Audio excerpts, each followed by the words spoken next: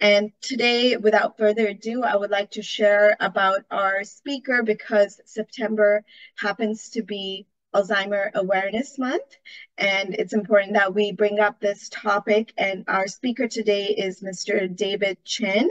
A little bit about him. He is a community engagement manager with the Alzheimer's Association and also serves as the assistant pastor of Promise Church of Orange County with a passion for people and relationships. David works to raise awareness about Alzheimer's and dementia while providing support to those affected. So he leads the AAPI community efforts of the Alzheimer's Association, and I hope you find today's session helpful. David, take it away. Thank you so much for being here. Awesome. Well, thank you so much for having me. Everyone can hear me okay? Sounds great. All right. So today's session is called the Responding to Dementia-Related Behaviors. And just like mentioned, I have been with the Alzheimer's Association a little under a year now. But as a pastor of a local church, I've worked alongside people who have been caregivers, people who have been affected by this disease. And so, our class today, essentially, if I can go over our main learning objectives, essentially we want to look at, okay, how does dementia cause changes in people's behavior? We're going to look at some non-medical versus medical ways to address behaviors and essentially break everything down into a four-step approach on how we want to provide the best care to those affected by Alzheimer's and dementia. So before we jump right in, before we even go into understanding behavior changes, I want us to first start with understanding the disease a little bit. And so I know many of us have probably heard of Alzheimer's and dementia before, but I want to ensure we're all on the same page. As today's course is a little bit more specific for caregivers, for people who are currently caring for those affected by this disease. And so the light way I like to put it is dementia is an umbrella term that's describing a health condition. Now, in the same way that someone were to approach you and say, I have cancer, your follow-up question would then be, what kind, right? What kind of cancer is it? Is it pancreatic cancer? Is it colon cancer? Is it breast cancer? And so in the same way, dementia is this overarching health condition where, in other words, there is something that is affecting your memory. It's a degenerative memory, thinking, and behavior disease. And Alzheimer's disease is the most common. So anywhere from 60 to 75% of all cases of dementia are related to Alzheimer's disease. But there are a variety of different kinds of dementia as well, such as Lewy body dementia or frontotemporal dementia. And so Alzheimer's is not normal aging. It's not just something that happens to you as you get older. And it's also not just, it's not purely a genetic disease. In other words, simply because a family member has the disease, you are not guaranteed to have the disease, but there are other factors that also play a role. And so there are ways we can actually work within our own lives to reduce risk for this disease. But all that to say, Alzheimer's or dementia is essentially a degenerative brain disease that worsens over time. The symptoms start off mild and eventually become more and more severe to interfere with daily life, and ultimately it is fatal. And at this point in time, there is no cure. We have yet to come to a place where there is a cure. And so we are excited to continue to work towards a cure, fighting the Alzheimer's Association does. And we are the world's largest organization dedicated to care, support, research, and advocacy for all those affected by Alzheimer's and other dementia. And I'm really excited to be here to share with you a little bit about how we are to really care for those affected by this disease. How do we understand the behaviors? Since at first view, it might seem erratic or unusual, might come off the wrong way. And so it's important for us to understand the premise of the disease before we provide care. So we'll go ahead and get started looking into understanding behavior changes. So let me see if I can, looks like there is a little green line here annotated, so I'm going to go ahead and erase that. All right. So what is dementia-related behavior? It's like an alarm telling you a need is not being met. And examples include feeling unsafe or uncomfortable. In other words, what I always like to tell people is that those affected by dementia, they are almost constantly in a state of worry, a state of anxiety, and a state of distress. And so behaviors that come out of that, they are what we call dementia-related behaviors. And it's not always the same, even depending on the individual, as the disease affects everyone differently, but also day to day, week to week, it can look differently. Therefore, there are people who have good days and bad days, right? It's both. And so someone living with dementia also, they cannot control their behavior at many times. And so we have to learn to dissociate the behavior from the person and not say, oh, simply because they're acting out in a certain way, it's because, oh, that's who they really are. No, it's the disease that is doing the action as well, not just the words. So essentially, what's causing these changes, right? What is actually happening in the brain? Alzheimer's or dementia breaks down brain cells. What essentially is happening is that the brain tissue is shrinking and you're losing brain cells and they're dying. And so what happens then is the connections and the synapses that are happening between the brain cells are also being lost. And therefore, it makes it more difficult for a person to understand the world around them. They have more trouble with knowing what's real, what's safe, who the right people are to go to, what's the right thing for them to do. So decision making becomes very difficult. Choosing, answering open-ended questions becomes very difficult. And so that's essentially what's taking place. And so it is a brain disease.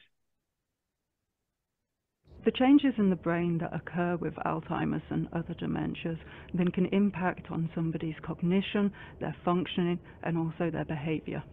Now, these changes aren't consistent over time, but they can vary. They can vary day by day, and then they can also vary as the disease progresses. Individuals living with dementia can have trouble understanding the world around them. And unfortunately, that could lead to them not knowing what's real, what's safe, or what's appropriate. That uncertainty then sometimes leads to dementia-related behaviors. So in order to even begin with understanding behaviors, we need to remember that behaviors are a form of communication. Communication is not just talking, it's not just eye contact, it's not just body language, it's not just tone of voice, right? It's everything combined. And for people whose communication methods have been limited to fewer routes, such as those affected by Alzheimer's or dementia, behavior becomes a greater and grander form of communication as the disease progresses.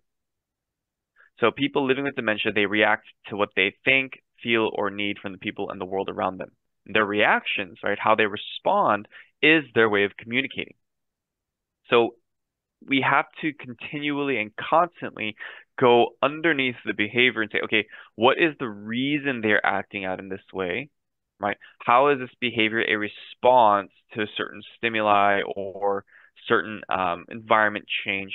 These behaviors are not related to the person's true feelings about you, but about the world around them. And they might be trying to communicate a need that they have. So we have to always remember to never take it personally. One of the most common behaviors that you'll hear about is someone with dementia might accuse you of stealing their wallet or stealing their phone. In other words, because they misplaced their phone, they misplaced their wallet, and they have no way to retrace their steps, in their viewpoint, from their perspective, that wallet has ceased to exist. It has disappeared off the face of this planet. And so, therefore, the only logical explanation would be that someone else grabbed it from its location. And so, logically, it makes sense for there must be some other explanation. There has to be someone who has taken my wallet, and you are the person who's living with me. Therefore, you must be the person. So, it's understandable. We have to understand that it is the behavior that is caused by the disease. It's not their feelings about you or their feelings about other people. So here's some common dementia-related behaviors. Anxiety or agitation. They may show feelings of restlessness, um, feeling like they're pacing back and forth in the living room. They may be trying to leave, trying to get out. You may have aggression and anger. They may have verbal or physical outbursts. Now, another note here, you will have people who have been the most kind, calm people their whole lives, and due to dementia may become very aggressive or angry. That does not mean that they were hiding some inner being, under their persona. That is, now that the covers are being revealed. No, that's not the case. It is a result. It is a documented, recorded, scientifically explained result of dementia. So aggression and anger is a normal symptom. It's not because your loved one you know, is like a Dr. Jekyll and Hyde sort of moment, but it truly is just the dementia-related behaviors. Suspicion and delusions, like I mentioned, they may believe things that are not true. Stealing the wallet is a classic example. It's very common that takes place. But things like, you brought me here. Why aren't you, where's my this? Where's my that? You must have taken it. You're lying to me. Accusations in that manner. And then fourth is getting lost or wandering. They may simply want to walk. They may try to get out of the house, want to go somewhere without any reason. And that is a common dementia-related behavior as well. My mother did experience some degree of suspicion. And this is a rather long and involved story, but my name is Freddie James. My father's name was Fred James. And shortly after he died, my mother accused me actually of stealing some money, of going to the bank and actually using my father's name and my name, the similarity, to take some money, which absolutely had not happened, but this suspicion had developed in her mind. It took a lot of patience. It took a lot of explaining, but eventually it just took letting the situation die down, not getting too involved in it myself. In other words, not reacting in anger, not reacting with a lot of emotion, but just allowing her to work through the process. So here's a quick true or false for us. Wandering only happens in the early stage of the disease. True or false? Feel free to throw it in the chat. You can shout it out. Any guesses?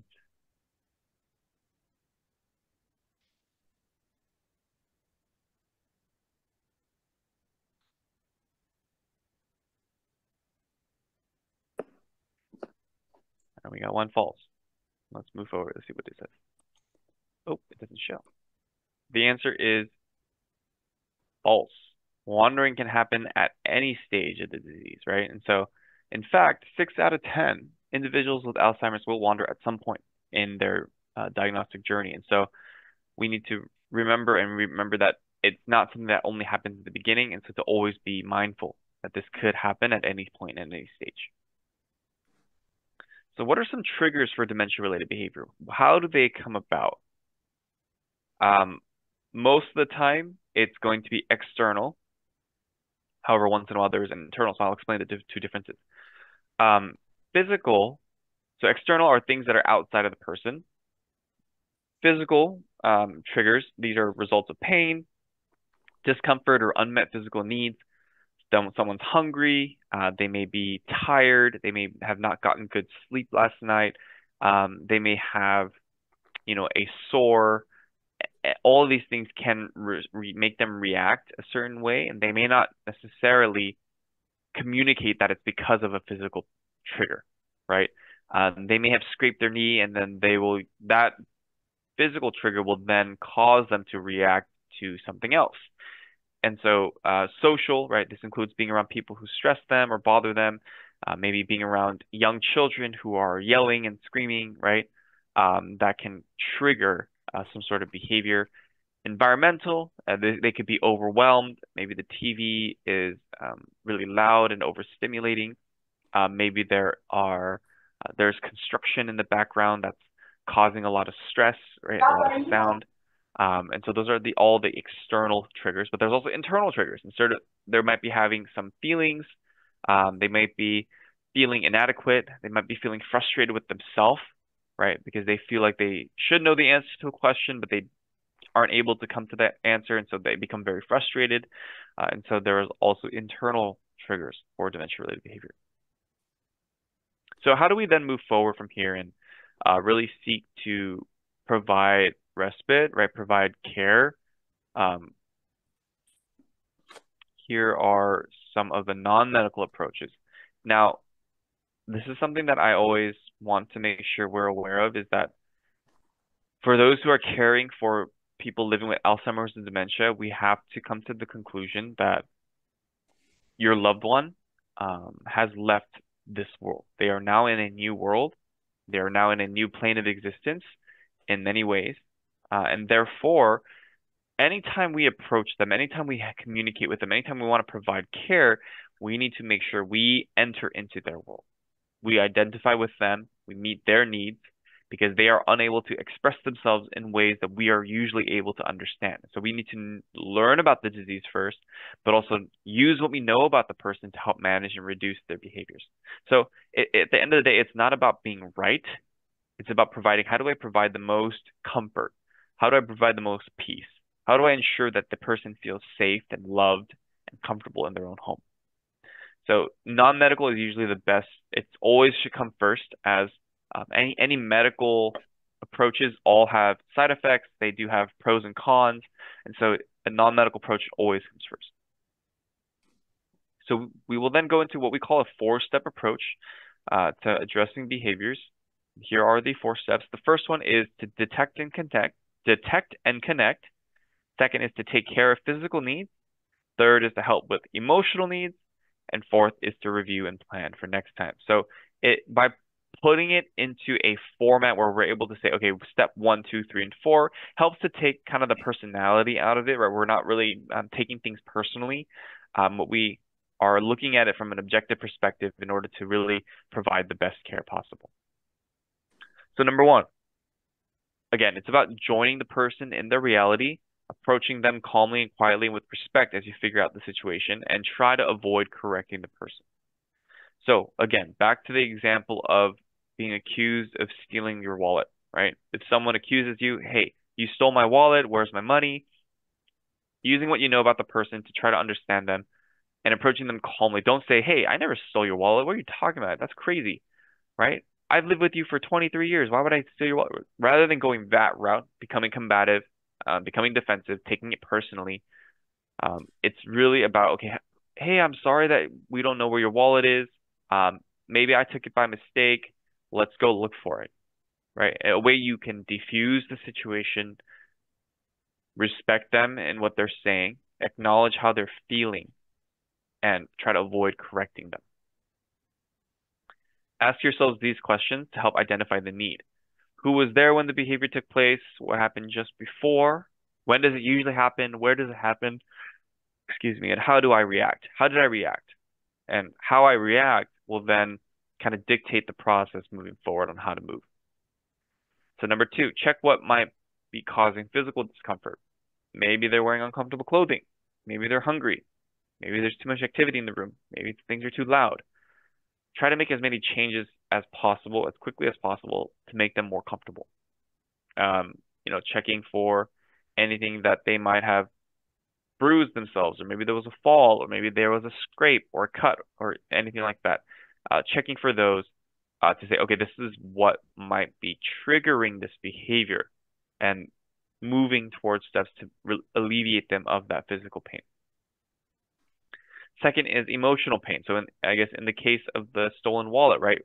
Offering comfort, reminding them that you're there with them, that you're safe, you're trying to make them more comfortable. Redirection. Redirection is going to be key. Is, okay, how do I take this and redirect their energy in a way that is not bringing harm to themselves or to other people?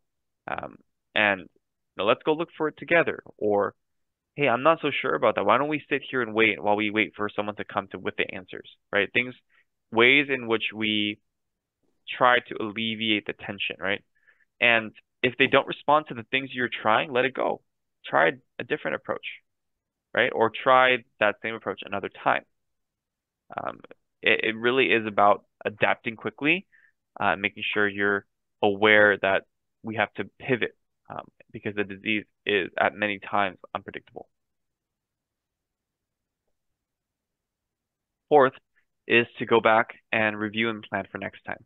So thinking about what worked and what didn't. What are some of the warning signs that the behavior may be coming back? What responses work well? And, there's the old saying, if it ain't broke, don't fix it, right? So if you use the same response every single time and it works, there's no problem with you continuing to use that response. Use what works to alleviate their tension, to make them feel comfortable, to make them feel safe. So again, here are the four main behaviors that happen, dementia-related behaviors. Now, there are some medical approaches that do happen, that are needed. So there are many different drug side effects that can cause and affect behavior. So keeping note that there are ways in which the types of medication that they're taking can affect their behavior, and recording, keeping detailed notes when they're on a new medication to monitor them closely. Those are going to be helpful. Second would be discomfort from infections, right? A UTI, discomfort from needing to use the toilet, feeling feverish or having chills, things that you can't really see externally that may not be a physical cut on the arm, for example. These would be other things to be mindful of when responding to dementia-related behaviors. And third, this is really important, is uncorrected hearing or vision. This will lead to, especially if they're unable to communicate that to you, right? They're not able to say, hey, I'm having trouble reading this, or hey, I'm unable to hear you. These can lead to confusion, frustration, and feeling very isolated, which can trigger dementia-related behaviors. Make sure you talk to your doctor if you think there's a medical problem. There are a variety of different medications that do interact with one another, and so your doctor is going to be your primary care provider. Therefore, they need to be aware of any sort of symptoms that might come out. Some doctors may prescribe antipsychotic medications to people living with Alzheimer's or dementia. This essentially is to reduce and control symptoms such as delusions and hallucinations. They do have risks and benefits, so we have to always make sure you're informed. You need to be an advocate for your loved one and be aware of all the different risks and benefits before you make a decision to use them or not. Now, we'll do a little quick case study here. I'll read this story and we'll go ahead and see what we can do, how we can respond to this, okay? So, Manuel is living with dementia and having trouble finding the right words when trying to communicate. He used to own a restaurant, but is retired now. He lives with his wife, Olivia, and has one son, Peter, who lives out of state. Lately, Manuel has been calling Peter's name while walking into each room, even though Olivia continues to remind him that Peter lives in a different state. And he becomes more and more anxious, and one evening he tries to leave the house. Now, notice how Olivia responds. Because Manuel usually looks for Peter after dinner, Olivia starts asking Manuel to help her with the dishes each night. As they clear the table, Olivia asks Manuel simple yes or no questions about the restaurant he owned and his favorite foods. When he starts looking for Peter, Olivia puts her arms around and says, Peter is safe and very happy, but I know how much you miss him. I miss him too. Notice their connection there. It seems like he wants to leave the house. She first asks if he needs to use the bathroom and then invites him to sit at the table and look at some pictures. She also arranges for them to have a video call with Peter once a week. So notice the four-step approach that she kind of took here. She noticed that there is a specific time that takes place, right? This behavior happens after dinner usually, and therefore being able to understand what could potentially be a trigger. In this case, perhaps it's because the family dinner time was a really important milestone or a really important, anchor in Manuel's life. And so it's a source of comfort for him, perhaps. So that's what happens. That's why he begins to look for Peter. She addresses physical needs, right? The wanting to leave the house might be triggered by the need to go to the bathroom or some other physical need. So she attempts to figure out what that is. She then also addresses emotional needs, right? Making sure he feels comfortable, reassuring him, connecting with him, reminding him that, hey, Peter is safe and happy. And she's sharing that she also misses Peter, right? And so that there's that empathy aspect that really comes into role here. And lastly, she continues to plan for next time and is able to preemptively respond to the behavior before it takes place. So again, detect and connect, take care of physical needs, help with emotional needs, and then review and plan for next time. So what do we do when additional help is needed? Outside help or a different caregiving setting is going to be something that we would begin to recommend when your health, your emotional or physical health becomes heavily affected. When it's too much for you to handle, the scary thing is that a large number of caregivers actually pass before the loved ones because of the immense burden of caregiving. And so it's important for us to take care of ourselves, you know, understand where we are and if we need help to ask for it. And that there are organizations, there are people who are willing and able to help. If you're worried about safety, that is another reason why additional help is needed, especially, for example, if there are guns in the house. Uh, Dementia-related behaviors can lead to very potentially dangerous situations, and so it's important to we have a whole brochure on firearm safety and making sure that they're out of the way, either locked up or um, kept out of the house for everyone's safety. Oh, perfect. Just preemptively said this. So if there are firearms in the home, suspicion, delusions, and aggression can quickly become very dangerous. So thinking about removing them from the home or locking them in a cabinet, make sure you call. And if, the safety is at risk, whenever you call, if there is a crisis, when you call 911, make sure to let them know that there is a dementia-related, it is a dementia-related behavior, that there is a person with dementia that will allow them to understand the situation before it gets worse. So that essentially concludes our presentation today, just a brief overview of how we respond and understand dementia-related behaviors. I want to share a little bit about the Alzheimer's Association, the work that we do, and the resources that we have to offer you. So we are, again, I mentioned, we are the world's largest nonprofit dedicated to care, support for all those affected by Alzheimer's and dementia. We are the world's largest private funder of Alzheimer's research, and we are also in every single state, and we are at a federal and local state level presence in regards to legislation, in regards to advocacy, fighting for people's rights, fighting for additional support from the government as well. So we have a couple of resources that we want to make sure you're aware of, just if and when there is a need for us to provide any of these services to you. My hope and my goal that I always tell everyone, I hope you'll never have to call us. I hope you'll never have to reach out to us, but we want to be the first number that you call when you do. So we have a 24/7 helpline. This is a 1-800 number, but I promise we're not going to sell you anything. And if it's 24/7, 365. If you ever have any questions or concerns about Alzheimer's or dementia, concerns about your memory loss for a loved one, a family friend, even yourself, call this number. You always be answered by a human.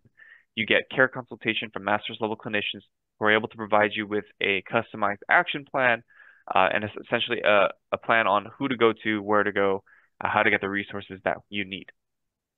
We are your local chapter. We're located in Irvine, right by the airport, John Wayne Airport, and we have support groups, education programs just like today's all around Orange County, in person and online.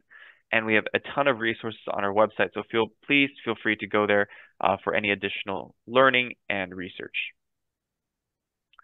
But that concludes our time today. I know it's a little bit of a shorter session, but I wanted to make sure we had time for questions if anyone has any.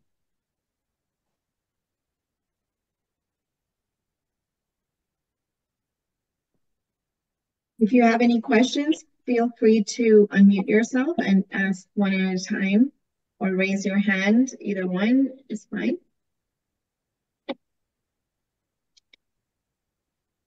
Thank you, David. It was really helpful.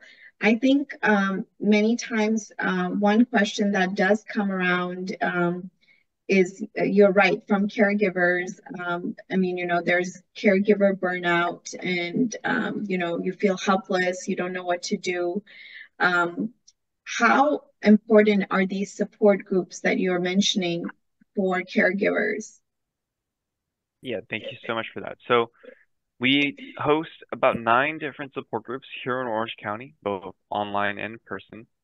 And essentially, the caregiving journey can feel very lonely.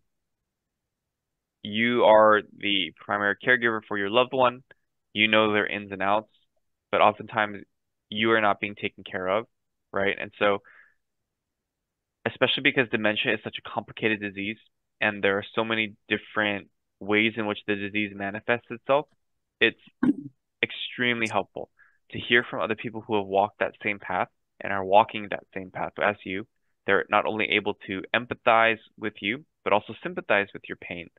And our support group facilitators are, trained volunteers, and many of them have gone through that journey till the very end. And so understanding that not only are you receiving advice from people who have walked that journey before you, but also people who are willing to support you alongside, provide you with resources, point you in the right direction, and just provide that emotional support that is so, so important. And so, yeah, I can't tell you, I've only been with the organization for a little under a year, but I can't tell you how many people have reached out and said, hey, if I didn't have that support group, or I wish I heard about you earlier because when I was caring for my mom or when I was caring for my grandfather, I needed that help. I needed that support. And so it's really about it's the same way in which if you're ever on a plane, you're told to put on your oxygen mask before you help others. And so that same principle applies to caregiving. And you need to be able to take care of yourself in order to best care for your loved one. That's a very good point. There's one question in the chat about, is there Yeah, anything that can be done if early signs of Alzheimer's are showing? thank you, Nuri. So we have a full program called the 10 warning signs. And essentially, there are 10 warning signs that would say, hey, like if these are showing up in your life, that you need to go see a doctor and get a memory screening done and get diagnostic exams done. Now, if early signs of Alzheimer's are showing, we have to note that there are many other conditions that can cause memory loss or, lapses in critical thinking and memory issues and things like that. And so it may not necessarily be Alzheimer's. However, right now, the FDA has recently approved one in this past July, but also one last year, two FDA-approved drugs that can slow down the progression of Alzheimer's if found and treated at an early stage. So what we know so far is that if you have Alzheimer's disease in the early stages, staying active, following the principles of healthy living for your brain and your body, they can help to prolong and slow down the progression of the disease. Um, and there are certain medications that can help in the early stages. Um, and as of right now, that's at the height of our medical technology where we're at in terms of what can be done in that stage. Thank you. Thank It you. looks like Yeah. Rana has her hands up, Yes. and somebody in the chat box is asking for any contact information Yeah. that I'll you go ahead are and take able to provide. Raina's question. Okay, sure. Yeah. So, hello, good morning. Morning. My question is that I've half, I mean, I had two questions, but for the second one, you have already given me the answer that how and where to approach. Like you have given the answer, like you guys are located in Irvine. I myself is in Irvine, and I have seen the institute. I mean, near the center, this thing, the airport.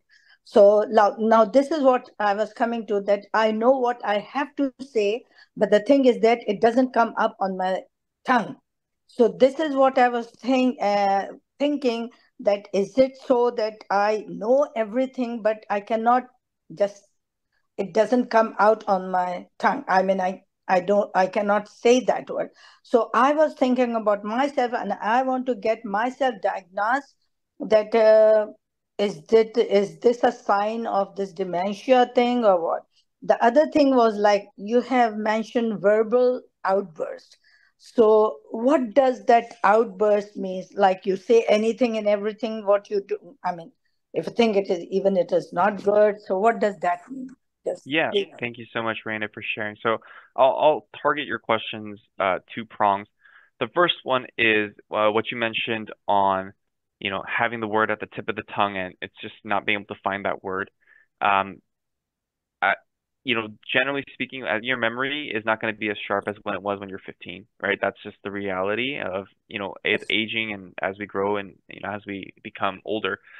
That being said, if it's a communication issue that is affecting your daily life, in essence, that is when we say, hey, you need to go and perhaps get a memory screening done. So there are a variety of organizations that do free memory screenings. And so what I would love to share with you is that if you call our helpline number and say, hey, I'm looking for memory screening, or I'm looking for, potentially some exams, or how do I even get started with seeing if Alzheimer's and dementia is a concern that I should be having? The helpline number can guide you along and say, hey, here is a list of all the different services. Here's a list of the different organizations that can offer you support. And I would say that that's your great starting point. Now, when it comes to verbal outbursts, essentially what we mean is that a verbal outburst is an overreaction to a certain stimuli. So, for example, let's say, um,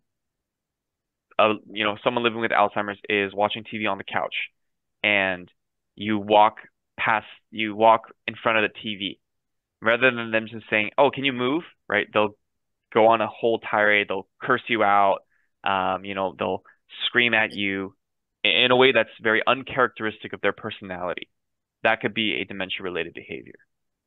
So it's like a verbal abuse, right? Where you're getting cursed at, they're screaming at you.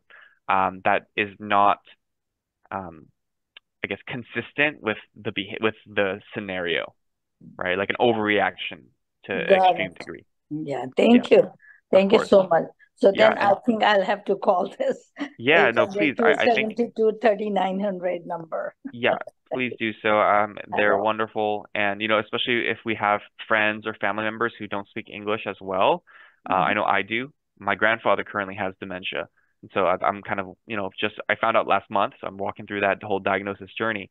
There's translation services in over 200 different languages, so it's really helpful for us to know that my grandfather is able to talk to people on the phone who can speak his language. Sounds Um, good. Yeah, yeah, thank well, Yes, thank you, Raina. Yeah, I appreciate your question. So, of Neelam, course. thank you for your question. So our office is located in Irvine, and what I can do is I can share here is our website to our chapter. And if you want to reach out to us, our phone number is there. I can definitely share our information, via email later on. I'm sure all of community services can connect us together if you want any more information. But we're um, located here in Irvine. We're local, so if you want to stop by our office, um, feel free to do so. Just note that we are the Alzheimer's Association Orange County chapter. So there is another organization called Alzheimer's Orange County, which is a different organization. But we both provide services. The only difference is we are a national organization who has a local presence as well. We're the leaders, the global leaders, and Mhm. then the Alzheimer's Orange County is a local organization. So, yeah, Sister Hakika, thank you for your question. There are certain blood biomarker exams that are on the market that are possible. Um, However, generally speaking, it's not like a litmus test. It's not as accurate as like a COVID test, right, where it's just yes or no. It does require a bit more than that. So essentially, the process for testing, you start with a memory screening or a cognitive assessment that's usually given by your primary care provider or a psychiatrist.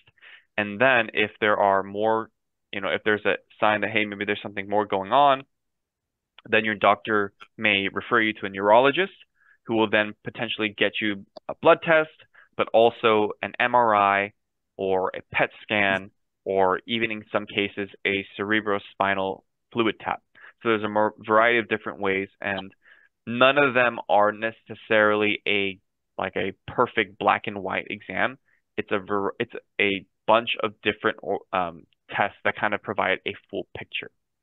And yeah, in because we're a national organization, we have 76 chapters all across the country. So every county, every state, every city, we have a chapter who is in, part of that area. And so for Riverside County, I believe that's going to be our Central Coast chapter. And so if you would like to get connected with that chapter, I'll be happy to do so. But if you call the helpline number, provide them with your zip code, they'll be able to provide you with all of the local chapters' contact information. Thank you so much. Now, David, one big challenge a lot of times is, the cost of caregiving and the cost of taking care of somebody with, your loved one with Alzheimer's. Do you know, at the top of your head, any tips or anything? Is this something that can be covered by insurance, or what are the options people have when it comes to caregiving, either respite care or, just the cost of caregiving in general? Yeah, absolutely. Thank you for sharing that. So I would say, generally speaking, long-term care insurance is going to be super important. It's something that we always push for, not because, like we don't benefit from you, like we're not paid out by long-term care insurers, but really it's just, especially if you're at risk, knowing that the Alzheimer's or dementia is one of the most expensive diseases in the world, simply because it eventually will require 24/7 care. There are certain services that can be covered by Medicare or Medi-Cal. We have resources on financial and legal planning, and we have a financial legal planning seminar, every quarter, hosted by an elder law attorney. And so there are resources out there that can kind of help to navigate that journey. I would say if you ever are in a situation where finances are a challenge, to make sure you contact our helpline and get care consultation on saying, okay, here's where I'm at. This is my insurance plan. Where do I go from here? What is covered? And essentially, you'll be able to get curated, customized help on how to navigate that challenge. I do know that there are many organizations that offer either respite care or they have adult day health center programs, where you can, get some form of respite. I know that in Huntington Beach, there's the Alzheimer's Family Center. They're a wonderful partner of ours, and they have an adult day health center there. There's also the CRC, or the Caregiver Resource Center in Fullerton. They provide certain forms of respite care, but also a ton of education resources on how to, better navigate the caregiving journey. But yeah, I would say for any specifics for your specific situation, the helpline number is the way to go. Yeah, that's great. I happen to be a consultant dietitian for Alzheimer's Family Center, so Oh, okay, thank you yeah. for mentioning that. I remember hearing one time just a tip or a suggestion from a fellow family member who, or sorry, a friend who has a relative with Alzheimer's. They would put a note on the back of their main door, please take a seat. We'll be shortly with you, so that they wouldn't go out wandering outside. So I think those kind of things come up in support groups and, coping mechanisms, which are so helpful. Anyone else in the group here has any questions? This is a great time to ask and get resources because, again, the awareness is necessary. I understand that Alzheimer's, for the most part, is it a genetic condition? Yeah, so the way that we go about talking about, I guess, who gets Alzheimer's or dementia, genetics does play a role in the sense that if you have a direct family member, you do have an elevated risk. So for myself, my grandfather has Alzheimer's, or I mean, he has some form of dementia. We're not sure exactly what yet, but that by default means that I have an elevated risk as opposed to my wife who does not. That being said, it's not a guarantee. And so we know that there are genetic factors in role, but we also know that there are certain healthy habits that we can make. There's certain changes that we can make in our daily lives to reduce risk for Alzheimer's and dementia. So things like diet, exercise, proper sleep, stress management, right? Mental health, social engagement, right? Making sure you're not isolating yourself, and cognitive engagement, right? Making sure that you're actually challenging your brain. You're working, you're thinking, you're using your brain. You're not simply absorbing things from the TV, but you're really synthesizing information, right? Doing those things regularly is going to help to reduce risk. And so it's not a death sentence to have Alzheimer's in your family. And I think more people need to be aware of that, and that there are ways to reduce risk. Thank you for mentioning that. Yeah, For our audience here, we did have a previous session with Alzheimer's Association about healthy living for your brain and body. yeah, And I will share the link for that recording as well when I share this one.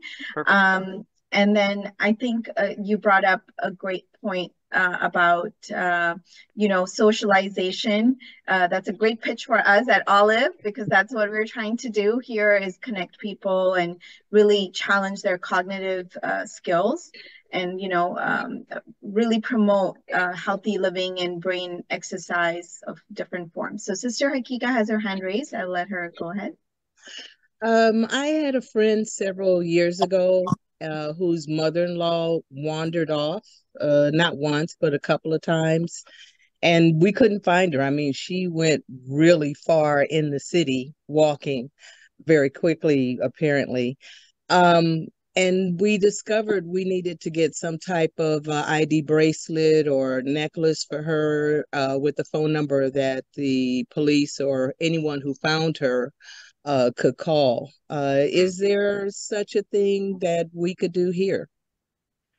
Yeah, so I do believe there are certain services for, older adult tracking, things Hmm. like bracelets. There are certain devices. I know that the Alzheimer's Association, we um, obviously don't sell anything ourselves, just, to maintain conflict of interest, to make sure we're a neutral party. We don't benefit from, referring you to certain services. Um, but there are certain devices that can be helpful with that process with wandering, whether it be tracking bracelets or, ID tags and things like that. So we have a full publication on wandering on our website that kind of guides you through, okay, here are some of the main tools that people usually use to help mitigate some of the effects of wandering. Now, um, this is again a great question for the helpline, simply to say, hey, within your specific situation, right? Um, like Rabina, you just mentioned about having that sign on the back of the front door, to say, hey, please sit down, we'll be with you in a moment, because that is, triggering a reminiscent memory of maybe going to the doctor's clinic, right, and following instructions, things like that. So that can be really helpful to help reduce the risk of wandering, and even to the point of, locking the door from the inside and making sure the lock is high enough so it's out of reach. Things like that is going to play a role to help to reduce wandering overall. Yeah, we often see that, right? Sometimes in our Facebook groups or neighborhood groups, Hmm. a certain elderly person was, found missing for similar reasons. So yeah, this really creates that understanding of where this is coming from. We can take maybe one last question, one or two last questions, depending how long they are.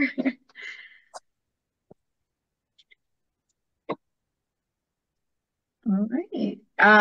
Anyone wants to share an experience like Sister Hakika just did so that others can benefit? This is a good time if you've had a relative who's had Alzheimer's or dementia, um, and how you coped with it. It will always be a heartwarming story. Oh, we have a link shared. And that's just the wandering link that provides some of the resources there, That's great. Thank you, David. of course. So are you a volunteer or a staff member for Alzheimer's Yeah, so Association? I'm on staff. You're on staff. Yeah. That's great. That's great. Thank you so much for sharing this experience. And they have a lot of other topics, and we can share more topics with you guys at another time. But again, September is Alzheimer's Association Month. I know you guys do a walk, right? An Alzheimer's walk. Is that Yeah, usually in the month of September? that's correct. So we actually had our first walk at South County this past Saturday, which was a wonderful, experience. But we also have two upcoming walks, one in Irvine, that's going to be October 5th at Mike Ward Community Park. Um, and we also have one on October 19th. That's going to be at Huntington Beach, right on the beach. And so we'd love to see you there. We'd love to, if all of community service, you want to create a team, Yeah. Obviously, it's a fundraising event, but totally free to attend. We'd love to have you just come, enjoy the Yeah. live music, see the flowers and see the people who are gathered for the mission and vision of a Mm. world without Alzheimer's and dementia. So we'd love to invite you guys to all come out.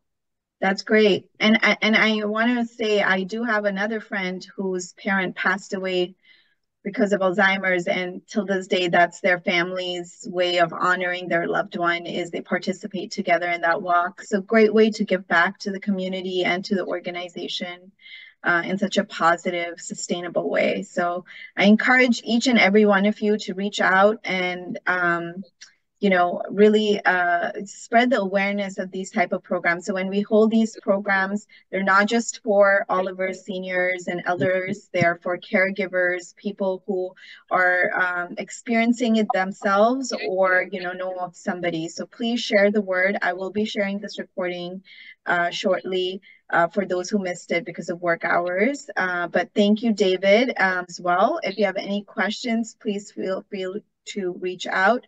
Thank you again, David, and everyone else. Have a good rest of the day and stay safe out there. Thank you very much. Thank you so very Thank much. you, Thank you. David. Thank you, David. Thank you, Olive. Thank you, everybody. Thank you very much. Take Bye-bye. care. Bye-bye. Bye-bye. Olive Community Services is a 501c3 nonprofit organization based in Southern California that provides culturally appropriate services to seniors, their family, and the community. Through its physical and virtual interactive programs, Olive engages participants in a variety of ways that promotes health and well-being. To learn more about Olive Community Services, to get involved, or to make a donation, please visit www.olivecs.org or email info@olivecs.org. Be a change maker, and together, let's live, learn, and thrive.